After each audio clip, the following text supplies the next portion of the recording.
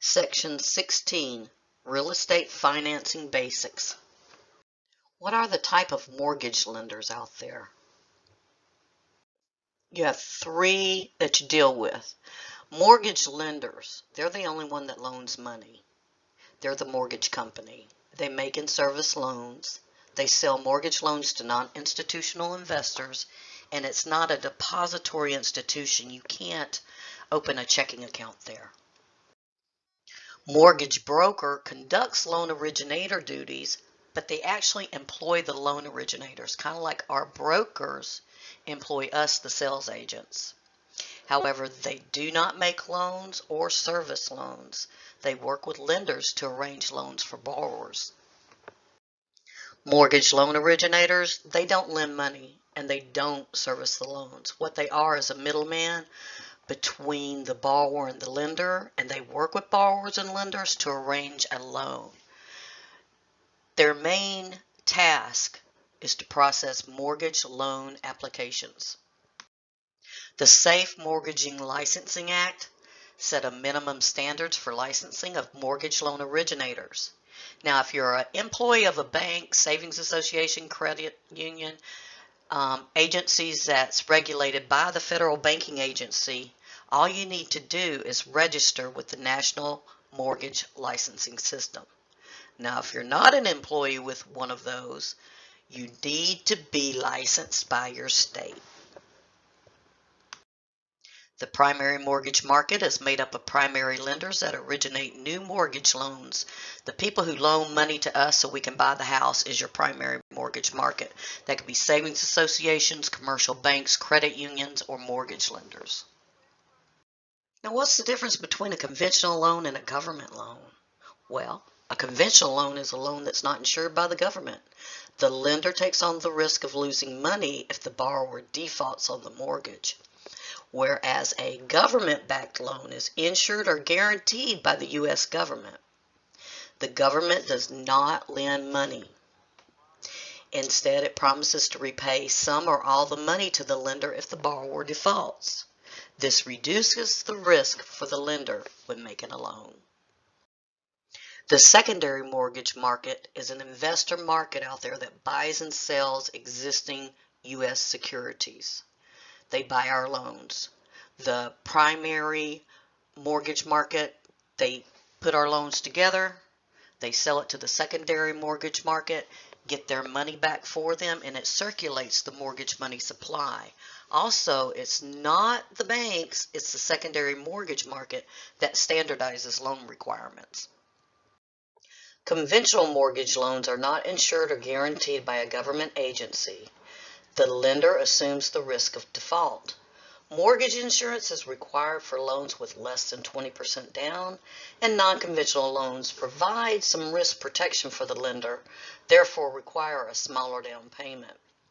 Your non-conventional types of loan is FHA and VA. FHA is insured, they don't loan money. VA is guaranteed, they usually don't loan the money. They have approved lenders, but they can if they need to. Some of the conventional mortgage loan features includes the interest rate negotiated between the lender and the borrower. It has a due on sell clause, which prevents assumption. It's not assumable. And there's a lower loan to value ratio than FHA and VA loans. Conventional mortgage loans usually require a larger down payment. 20% down payment, which equals an 80% loan to value ratio, will avoid the private mortgage insurance. If a borrower does not put the 20% down, they have to pay the private mortgage insurance, which usually insures the part of the loan above 80%. Again, interest rates are based on market conditions and negotiated between the lender and the borrower. FHA, Federal Housing Administration, is a government agency within HUD. It functions as an insurance company, insures mortgage loans made by approved lenders. Lenders set the interest rates and they may charge points. Section 203B is a fixed rate mortgage loan. Some of the characteristics of an FHA mortgage. Loans are made by FHA-approved lenders. FHA does not loan money. They insure loans. Lenders may charge discount points, and the minimum cash investment, the actual down payment, is 3.5%. So if someone purchases a home and the sales price is $100,000, they have to put 3.5% down, which is $3,500, and pay their closing cost. FHA does set limits on the amount that can be borrowed, depending on the average cost of housing in the various regions of the country. So if you get a question asking you, what is or does FHA have loan limits? The answer is yes, but it depends on where the property is located. Other characteristics of an FHA mortgage loan: insurance premiums are required if less than 20% is put down. At closing, an upfront mortgage insurance premium is required, as well as the annual premium is going to be paid in monthly installments, which is added to the monthly housing payment. Okay, it's also added to the housing expense for calculating qualifying ratios. So not putting 20% down could make or break whether somebody qualifies for an FHA loan or not. FHA mortgage loans are fully assumable. The interest rate is negotiated between lender and borrower. Appraisals are required. And if a new developer is building, they have to have an FHA commitment to ensure loans are available for the new buildings. VA Loan Guarantee Program. That's a partial guarantee to the lender in event of default. Veterans, unremarried surviving spouses of veterans, and active military may apply. Specific eligibility is based on the period of active duty or period of continuous service. VA loans are made by VA-approved lenders. Now remember, I told you FHA cannot loan money. They don't loan money. They just insure loans. VA can actually make direct loans if needed to the vet. Then you have Ginnie Mae. That's your Government National Mortgage Association. They are the only true government-owned corporation. The government agency is part of HUD, who guarantees securities backed by pools of mortgages. Ginnie Mae does not buy mortgages or issue mortgage-backed securities. What they do is act as a guarantor to investors of certain mortgage-backed securities. And the little ditty that you can remember about Ginnie Mae is GGGGG, all G's, Government Guaranteed Ginnie Mae. VA loan guarantee and entitlement in 2015, the maximum entitlement, the guarantee, was 104,250. The entitlement is the maximum amount that the government guarantees the lender in event that the borrower defaults. It's based on a certificate of eligibility, which the amount that the veteran gets is based on his years of service. Was there a war? Did he serve overseas? All that's like factored in. There is reusing entitlements. Lenders can charge a loan origination fee, and instead of mortgage insurance premium, they charge a VA funding fee to help defray the cost of foreclosures. Some other characteristics: no maximum loan limit, VA funding fees, and no mortgage insurance premiums. The closing costs. Some closing costs can't be paid by the veteran even if they elect to. VA loans are fully assumable even by non-veterans, and interest rates are based on the market and negotiated between the borrower and the lender. There's no down payment required, and payments include taxes and insurance premiums held in escrow. The maximum loan term limit is 30 years, and there's no prepayment penalty. Adjustable rate mortgages. The interest rate can change. The index is an indicator of the cost for the lender to borrow the funds and is not controlled by the lender. Now the margin, or sometimes called the spread, and they can use these words interchangeably, so it could be either word, margin or spread, is usually a fixed percentage that's determined by the lender. And the way they figure up the calculated interest rate is index plus margin. Had a student tell me in one of the classes, the way she remembered it is I'm interesting. I for index, M for margin, and interesting represented calculated interest rate. Partially amortized mortgage, also known as a balloon mortgage, the payments are not large enough to pay off the loan by the end of the term. The balloon payment's the final payment of unpaid principal and accrued interest. Biweekly mortgage. Payments are made every 2 weeks and each payment is 1/2 of the regular monthly payment. It equates to 13 monthly payments a year and reduces the amount of payments by like 7 years in most cases. When the seller finances, that's called a contract for deed. Other names for it is land contract, agreement for deed, or installment sale contract. When the seller's financing, it usually requires a small down payment, and the buyer makes the payment to the seller. The seller retains legal title until the loan is repaid. Now, if it's recorded, the buyer gets equitable title and can file for a homestead exemption. Package mortgage. That includes both real and personal property as collateral. Like you see in the slide, a restaurant would be a great example. If you buy the bricks, mortar, and land, that's your real property. If you also purchase the stoves, the booths, the ovens, the make tables, and all the other stuff, that's the personal property or the fixtures of the trade. So that would include both real and personal property as collateral. Homeowners use home equity loans to finance consumer purchases, consolidate existing credit card debt, and pay for college tuition, medical expenses, or home improvements. Because the interest on most home equity loans is tax deductible, they're more popular than other types of consumer credit.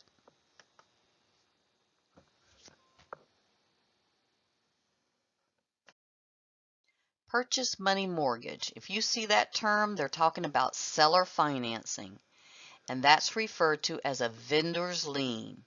The vendor is the seller, the vendee is the buyer. Reverse mortgage. They're available through FHA approved lenders for homeowners 62 or older that want to cash out the equity in their home.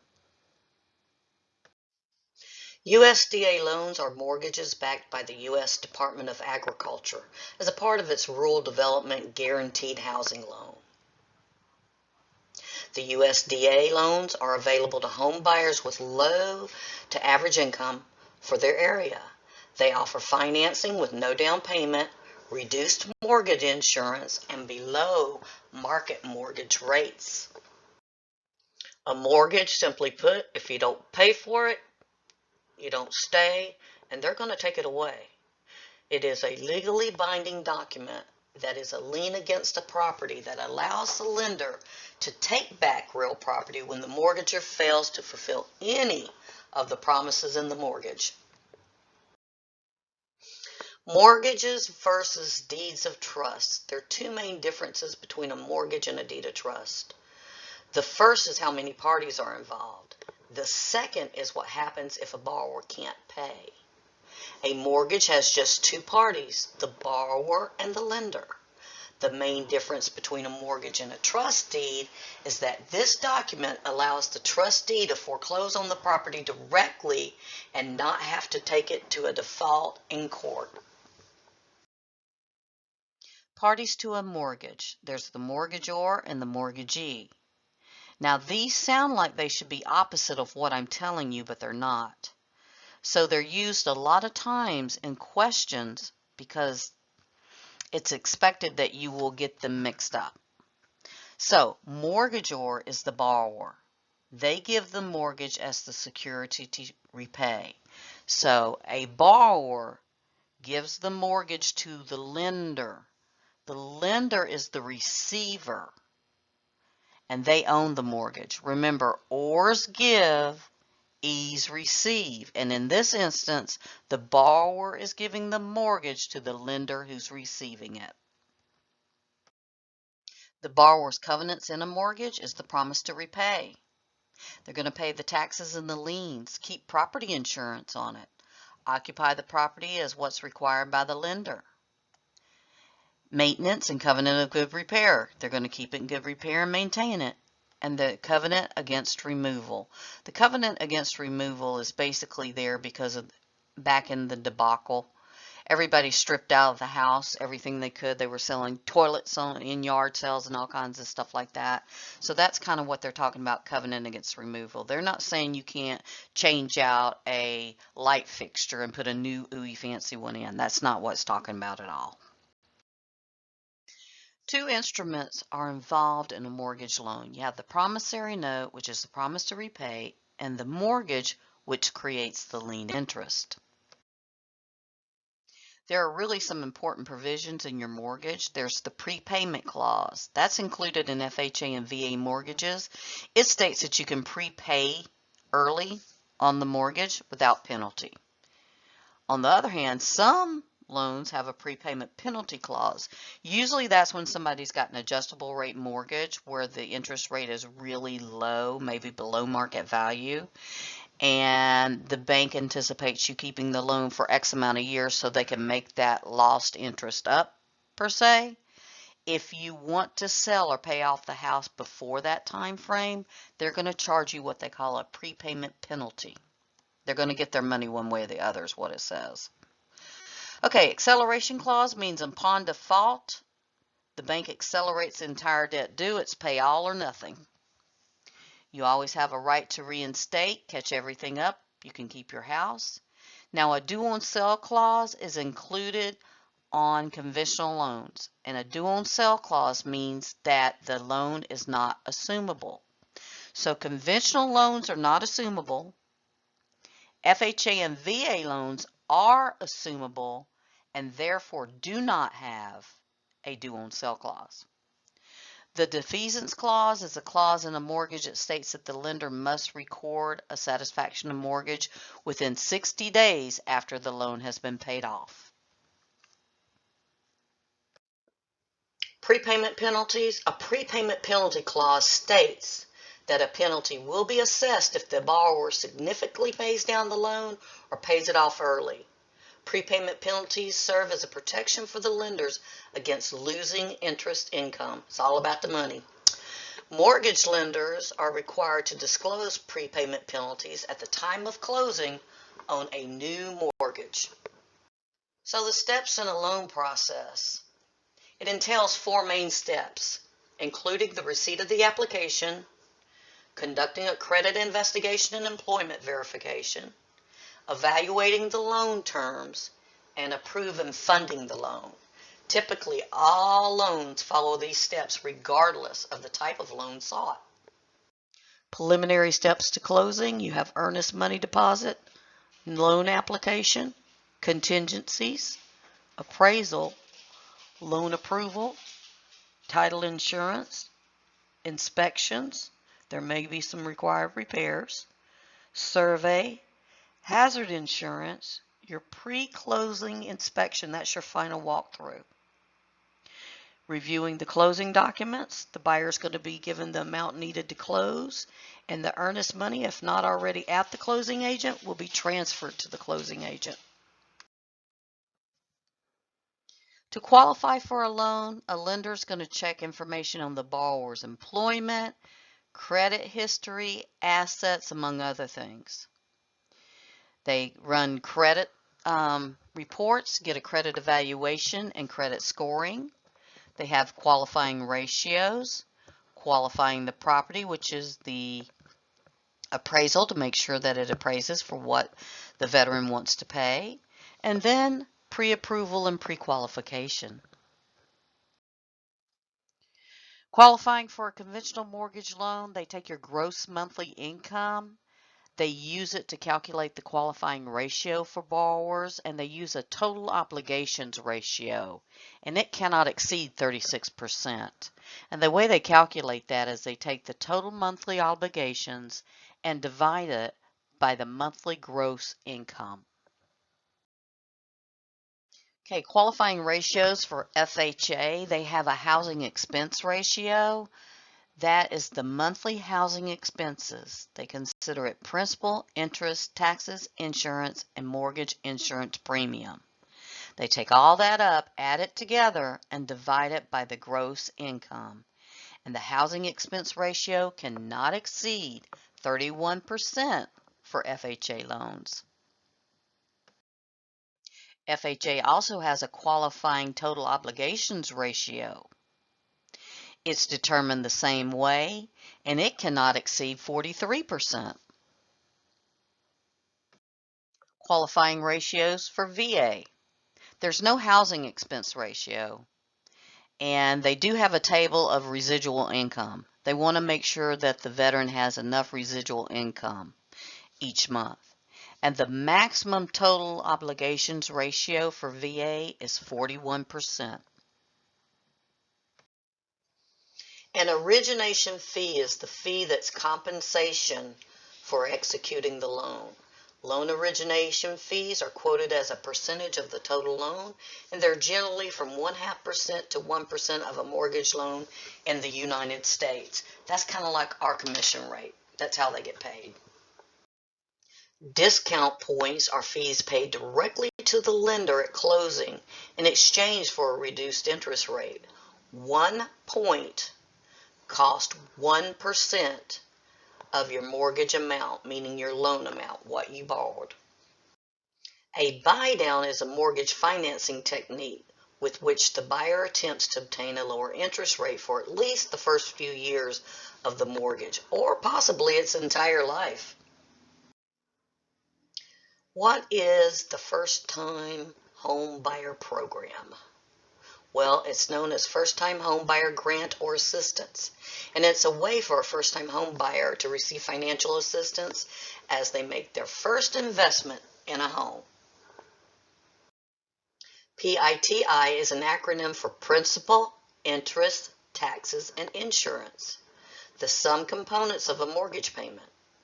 Because PITI represents the total monthly mortgage payment, it helps both the buyer and the lender determine the affordability of an individual loan.